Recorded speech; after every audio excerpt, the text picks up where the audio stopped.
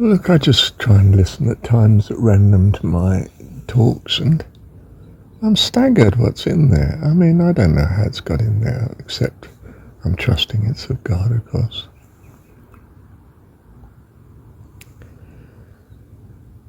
And I don't know how to, or if I should, distribute this more to whoever has ears to hear.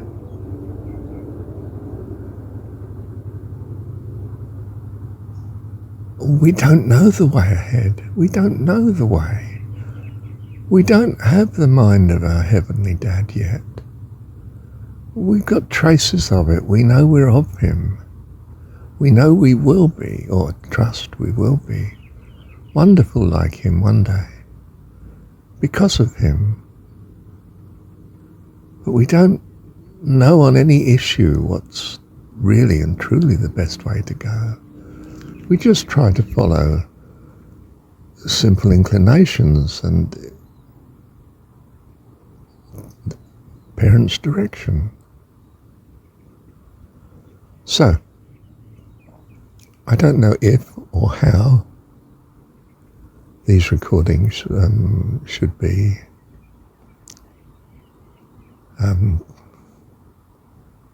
encouraged in the world. And you may have listened to them and thought, my goodness, we certainly don't want this sort of rubbish.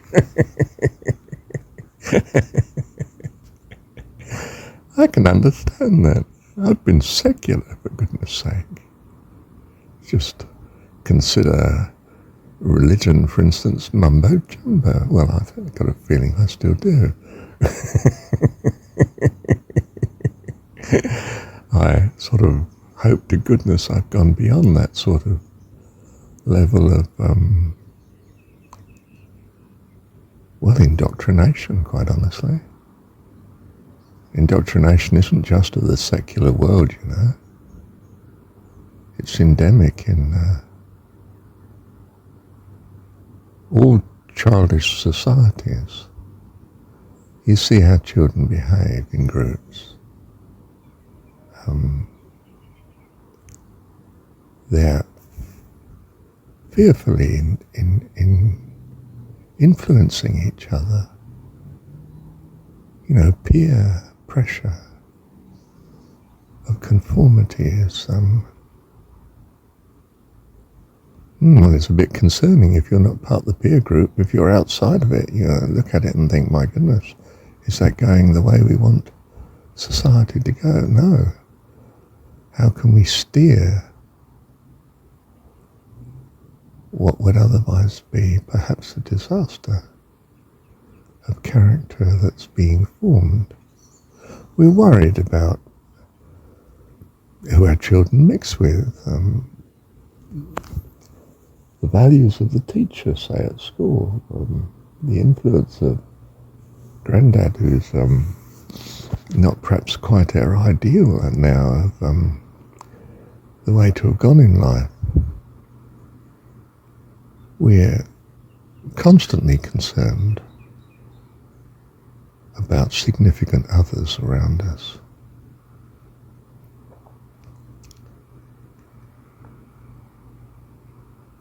How should we respond to such situations?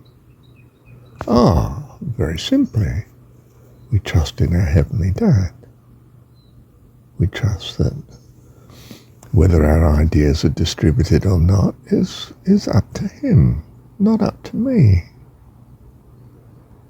If it's of value in His eternal plan, then He'll distribute it. If not, it may have just been of value in our personal development. I mean,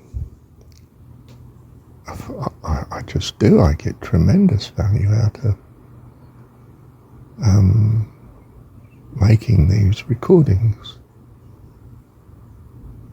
You know, when it comes to me, I've had a few days of not recording, and I've sort of questioned in my heart, is there something wrong, Marshall? And I trust, no, he's just giving you a break, perhaps so that you value it the more when things are going right, so to speak, and you're producing recordings 9 to the dozen.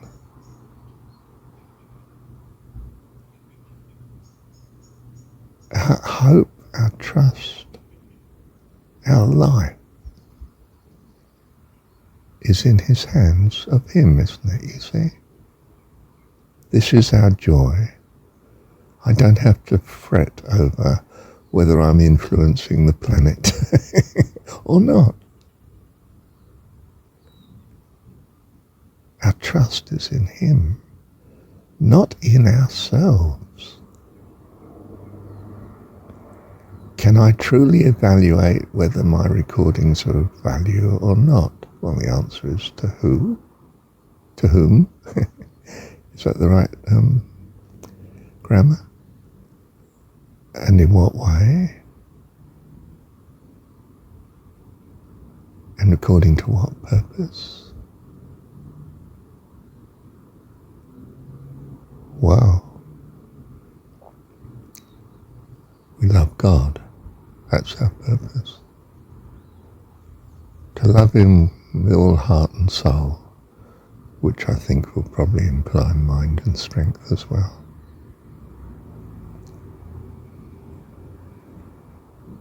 To find ourselves in this situation, not to achieve it, but to long for it. Why? Because when we move towards such,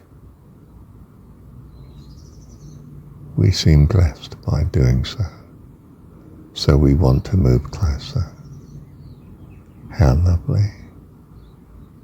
Do I want this for others? Yes, because herein I find my strength, my joy, my peace, my hope, life abundant. And yes, I want it for others, certainly. Well, why aren't you getting out there, Marshall, and advertising it in the usual way? You know, spend resources on getting YouTube to distribute it. Make it more alluring and attractive that people want to listen to it. Yeah. I suppose I want it to be valued for itself, not for its looks. You know, this isn't some American culture in my mind, of outward impressing and, you know, volume of words for the sake of saying things in a long and extended, complicated way to make it look more attractive. And in other words, I don't just want makeup and show and front of house performance. It's a case of being, that who you are, what you are, what a thing is what we value.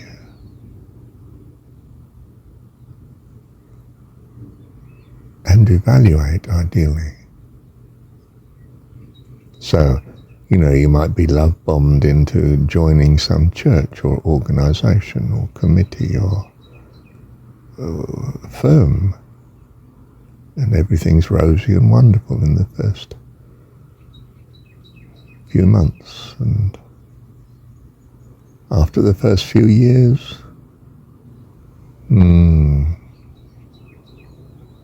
start to look on to something else. Don't really want that. I mean, we value the transitory in that it gives us a menu to choose from, but we do want to choose, don't we? And we start to narrow it down to what we value. And great chunks of the menu we never look at again, really. And then now and again we sort of think, goodness, I'm getting a bit bit boring always having whatever it is. Perhaps I should look around to see if there's something a bit more attractive, acceptable. And so we move through life on our own individual path. We are an individual, an ego, a personhood. And there are complications in how we relate to other persons. And wisdom seems to be in trying to master this situation such that it brings fullness of life and well-being. Seen perhaps from our own point of view, but realizing its implication from the point of view of all, and how this should affect how we go to be successful in some very right and acceptable way. So I look to God when it comes to how I should distribute or make known, available,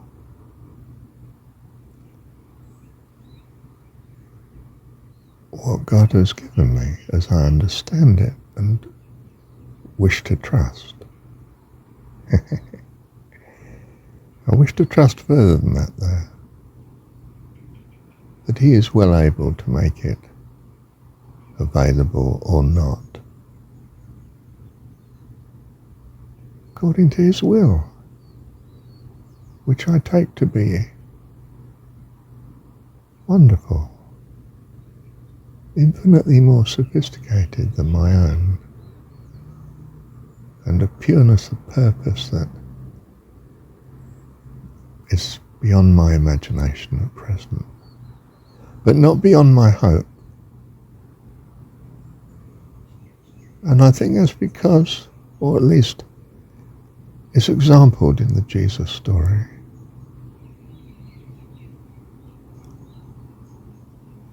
that when we practice trusting that God exists as our heavenly, loving Dad that loves us and probably loves us all, life becomes wonderfully better. And if people taste this, well, they won't need any other argument. They'll know the way they're going to go. Bless them. Bless you. And you are blessed. There's no way you'd be listening to these talks except it was inspiring you to listen further. Bless you. Thank you, Heavenly Dad. Well, I find this is numbered jon17, of course, now called in 1700. Well, you can imagine the 17 in there, really. That strikes a note with me. jon17, 1700. I've not done 1700 recordings. I've done more than twice that. Quite a bit more. I think it's coming up to 4,000 soon. That seems absurd. It seems fantastic. I can't believe. I mean, even if I'd, as some may think, I've spoken absolute dribble. But 4,000 recordings, just, it's a bit like, it reminds me of, I looked in a garden in a place called Jaywick in Essex. It was, I expect it still is, a shanty town almost. I mean, incredible poverty, relative to general English culture, you know. And this chap, he transformed his garden with all the shells from the seafront. He'd made them into buildings and roadways and a whole little sort of, I think it may have been, I can't remember now, it's decades ago, village. I mean, the whole of his front tiny garden were these shell creations. Some of them quite high, a few feet high, you know. Adorable. Presumably, I can't remember, but perhaps he'd set them in concrete or something, but yeah. And just think, well, that's an extraordinary thing. And in a sense, I think that about my recordings. I don't feel they're my recordings, of course. I feel they are something of our Heavenly Dad. And I hope to goodness to bless. And be a joy to him too. They've been an incredible blessing to me, just creating them.